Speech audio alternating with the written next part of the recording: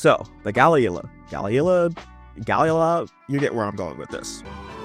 No. That's not just happenstance, but more like Oda drawing a thematic line in the sand from Elbaf to Water 7. And maybe it ties back to the man marked by flames, if I've argued in my last theory video, would not only be super relevant in the Elbaf arc, but could be Franky's not confirmed dead yet teacher, Tom. This guy. He's not dead yet.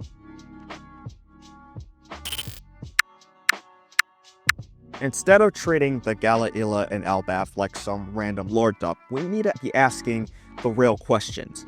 Why would Oda draw a line this thick between a legendary crew of giant shipwrights from Elbaf and Iceburg's company? It's not subtle. Besides the obvious with the name, think about what Iceburg did in Water 7. He took 7 rival shipwright docks, all beefing, all fractured, and merged them under one banner, Galleila Company.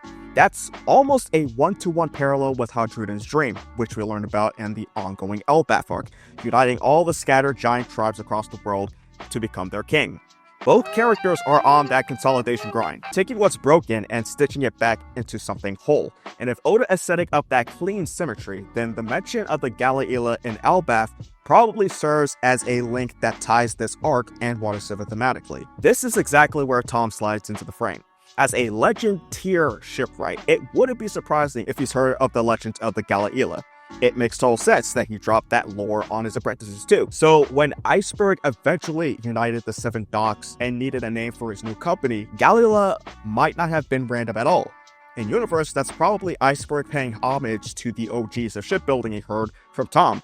Out of universe, sure, Oda just thought it makes sense to name a shipwright company after galley ships, since they make ships. The point is that there's plenty of evidence to suggest that Oda wants us to think about Water 7 as we go through the Elbaf arc. So if Water 7 shipwrights do indirectly trace back to the Elbaf legend of the Galleila, which we know for a fact are more than just legend, they're actually real, then it also may shed light on another pattern Oda has been building into the story for years. Giants are fucking dumb. That's an oversimplification, I know, but like Big Mom, not a giant, but I have a theory video on why she might kind of be one. They're almost always shown to be naive and easily manipulated. Dory and Brocky, though driven by their honor and pride, were indoctrinated by their culture into fighting for a century over nothing. And also, Mr. 3 played them into crashing out on the Straw Hats. Oimo and Akashi were lied to by the world government and turned into glorified prison guards. It's not their strength that fails them. Maybe it's their passion, trust, pride, and honor that always turns against them, which fits with one of the main themes of the Elbaf arc, about love and how it can be used against oneself and others, as we've seen with the God's Knights messing with the giant kids. So I wouldn't be surprised if the same is true for the Galleila and how they were led to their fate, which we'll talk on later. And this is where Tom also comes in. Let's be clear, Tom isn't a giant. He's a fishman.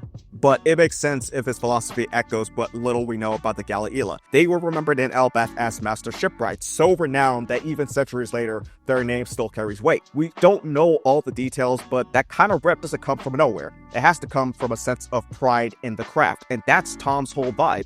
His number one rule is you love the ship you build, no matter who's sailing it. He never disowned his work, and even when the government went after him. So if the Galleila represented legendary craftsmanship for giants, Tom embodied that same principle in the modern era, and that might be the link Oda's trying to show between Elbaf and Water 7 to in turn justify Tom showing up in Elbaf as the man marked by flames.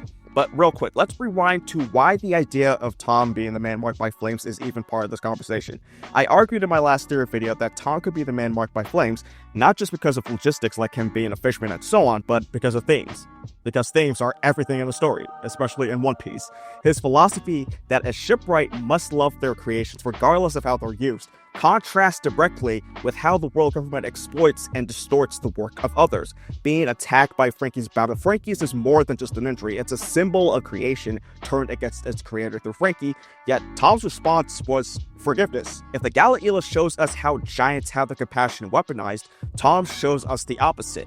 Resilience, love, and pride in creation even when scarred by it. That's why to me it makes sense that he serves as the keeper of the Fisherman Island Road Poneglyph, which, if in the wrong hands, could cause harm and great evil, if that same great evil reaches Laugh Tale and finds the One Piece. Not just because he can, but because thematically, he should. So this is where it all makes sense to pivot the conversation to Punk Hazard, because if we're gonna talk about the Galleila, it's not just their name that matters, or you like the video and subscribe to the channel if you're enjoying this discussion so far.